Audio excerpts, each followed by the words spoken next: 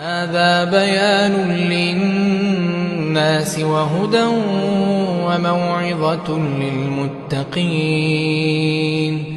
ولا تهنوا ولا تحزنوا وأنتم الأعلون إن كنتم مؤمنين.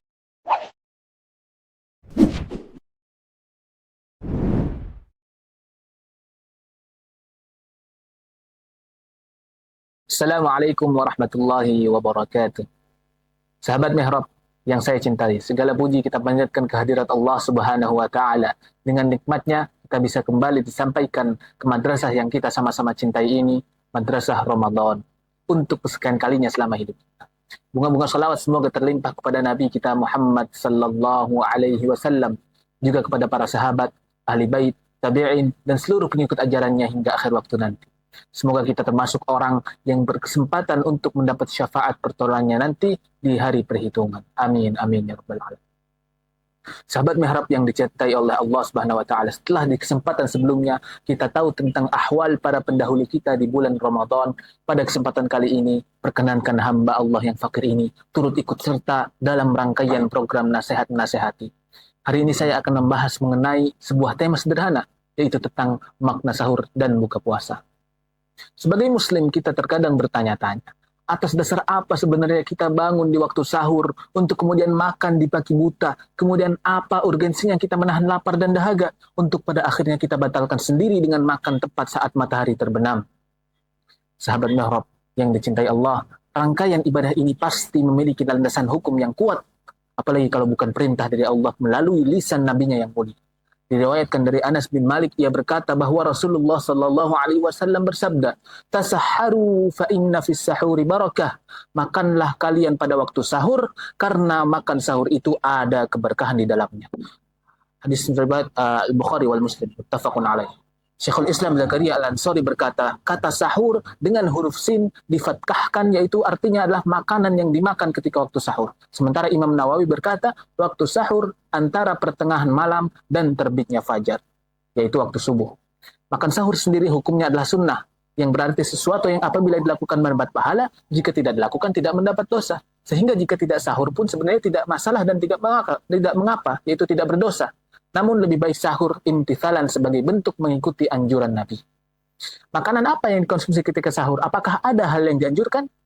Al-Imam An-Nawawi melanjutkan penjelasan dalam kitab yang sama, Al-Majmu' Syarh Muhadzab. Sahur dapat dicapai dengan banyak ataupun sedikitnya makanan, dan bisa tercapai juga meski dengan air. Sementara itu Syekhul Islam Ibnu Hajar Al-Haytami mengatakan bahwasanya dan yang paling utama dalam sahur adalah dengan memakan kurma kering, karena ada hadis dalam Sahih Ibnu Hibban. Dianjurkan pula mengakhirkan makan di waktu sahur, yaitu di waktu mendekati subuh. Yaitu sesuai pula dengan perkataan Imam An-Nawawi di kitab yang sama. Ulama Syafi'iyah dan ulama lainnya sepakat bahwasanya sahur adalah sunnah dan mengakhirkannya adalah afdol. Hal ini karena pada diakhirkannya sahur itu ada hikmah pensyariatan sahur itu sendiri, yaitu supaya kita kuat dalam beribadah puasa. Wallahu a'lam bishawab. Setelah seharian berpuasa, tibalah waktunya kita berbuka. Nah, dalam iftar atau berbuka puasa ini, ada juga anjuran untuk menyegerakan berbuka.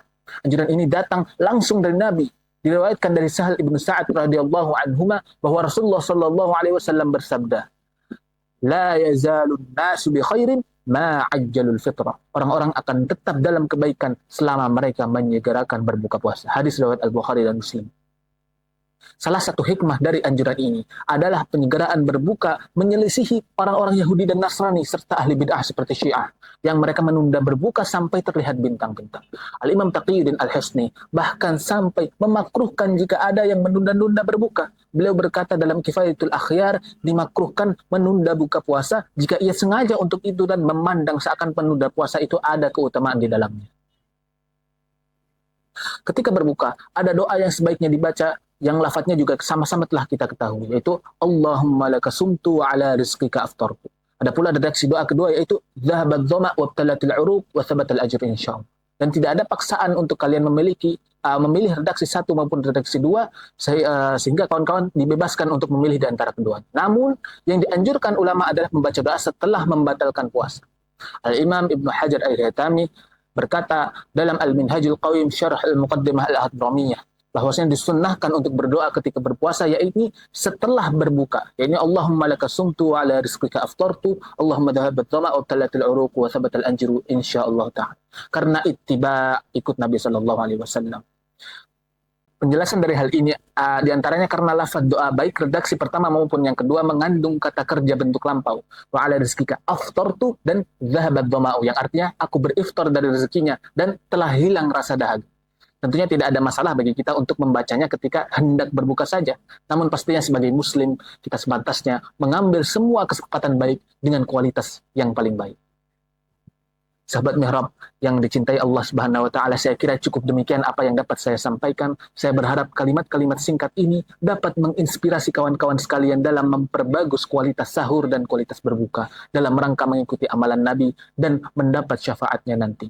Amin amin ya rabbal alamin. Mohon dimaafkan segala kesalahan. Terima kasih atas segala perhatian. Nantikan kultum-kultum tentang Ramadan selanjutnya hanya di channel Mihrab Center. Wassalamualaikum warahmatullahi wabarakatuh.